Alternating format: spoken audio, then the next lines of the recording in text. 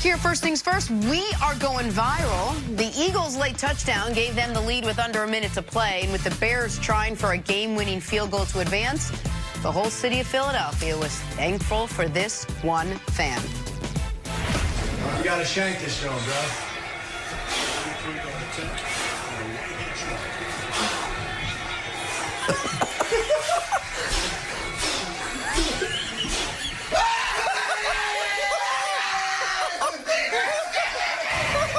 Wait, he didn't even see. He thought it hit the crossbar, not even hit the bottom there. Hit the post, not the It didn't even say it hit the crossbar. So if the city of Philadelphia is thankful for him, if that thing had been hooking right, and then at the last minute, his blow and that had made it go through, would they have blamed him?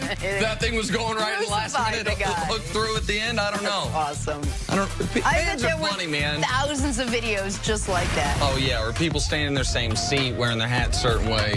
He had his rally cap on. Yeah. Time for stories. He didn't get men after that one, I'm sure. To start your morning, sponsored by Gillette Clear Gel. College football national title game is tonight, guys. Alabama and Clemson facing off for the third time in 4 years. Chris Carter, what's the key to Clemson upsetting Alabama? Oh, you got to get to their quarterback. You got to be able to make Alabama, because now they can run the ball and they can throw the ball on an elite level. You have to try to take one of those away, and I believe affecting the passer with that defensive front of Clemson, this is going to be an exciting football game. No team in college football is more prepared to upset Alabama than the Clemson Tigers. And it's going to be harder to get to the quarterback with their star D tackle out because of that suspension. Didn't hurt them against Notre Dame. It could hurt them in this game. I want to see, we've never seen Alabama play Clemson when Clemson has this type of quarterback. Drop back, pure passer, and Trevor Lawrence. Very curious to see how Sunshine plays in this game, the freshman who they inserted into the lineup early in this season. All right, to the NFL now. Ezekiel Elliott won his first playoff game over the weekend, but he's already got his sights set on payday. Reports are that Zeke wants a contract extension this offseason. Nick, should the boys extend him? This is a no-brainer. Yes, absolutely. He could have had 30 carries for 1 yard in this game, and they lost, and they still got to extend him. He's the best player on the team, but he further solidified that with that spectacular performance yesterday. Yeah, look at the contract Todd Gurley got. Add about 10% to it. That's probably what Ezekiel Elliott's looking at. Zeke's been special ever since he came into the league. He's led the league in rushing 2 out of his 3 years, and let's not forget the other year he was suspended. He would have led the league potentially in rushing that season. They have to extend him based on the precedent, too, set with Todd Gurley with the Rams. They gave him a contract early. Zeke deserves a pay raise. All right, to the Eagles game. Nick Foles continued his playoff magic, beating the Chicago Bears. He found Golden Tate in the end zone with just under a minute to go. His 4th straight playoff win. See, how impressive was Nick Foles yesterday? Nick Foles was impressed. I was more impressed with the Eagles and the team. So this magic carpet ride, Nick, I'm telling you, I believe in the tooth fairy. Man, if the tooth fall out, leave it under there. Oh, they fly, they still go through. They make deliveries and everything. Oh, really? But I don't believe in Nick Foles' magic carpet ride because I know football is a team sport. Nick Foles, actually, this was the worst game he's played amongst the must-win games. But if the worst game you played includes a 4th and goal touchdown pass to win the football game, it means you've been on one hell of a run. He now has the highest playoff passer rating in NFL history, passing Bart Starr for guys with at least 150 attempts. Yeah, that's not the best stat for your stat career. Okay. Well, I mean, it just, what does it tell you? It tells you that it's true. You can say it's a misleading stat, but it is a true very stat. Misleading. Okay. On the other side of the ball, Bears lost this game on a 43-yard missed field goal. Tough way to end their season after winning 12 games and the NFC North. Nick, how much of a missed opportunity was this for Chicago? Enormous. This is not overstating it.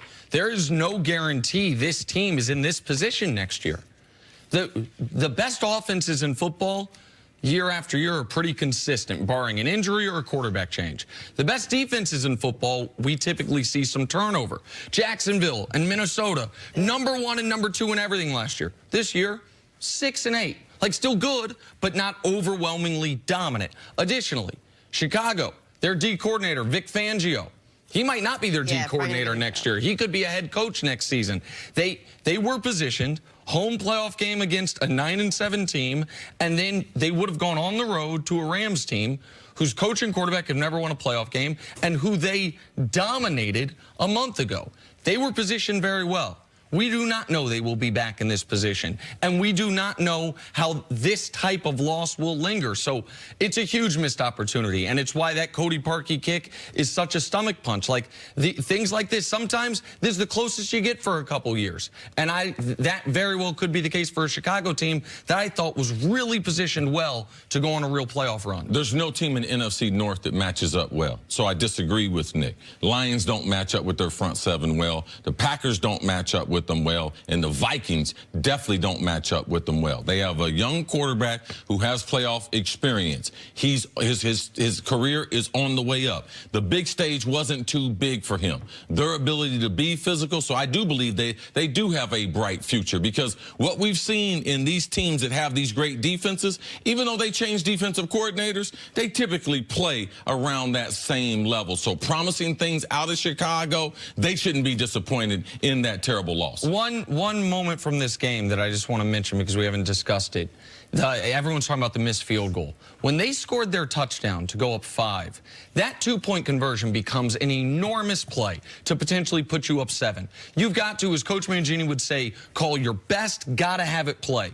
And I'm not in those meeting rooms, but a play with Khalil Mack on the field as on your most important 2-point conversion play of the year, it's very hard for me to believe that's their very best play. The reason why we can't criticize it is because we have watched Chicago and Matt Nagy have all his defensive players when they're in the red zone or at the goal line. We have seen him use so many different concepts. It was a good play. It was not blocked well. This was the way they did it during the regular season. We thought, in watching the Bears, because a lot of people don't watch the Bears, this is the style for which they play. We can't get to the playoffs now and just all of a sudden just start, oh, Seattle, they're running the ball. Russell's not going to throw it. That's why they had one of their most successful seasons. Chicago, they're in the red zone, 2-point conversion. They're going to put in defensive players and come up with a creative play.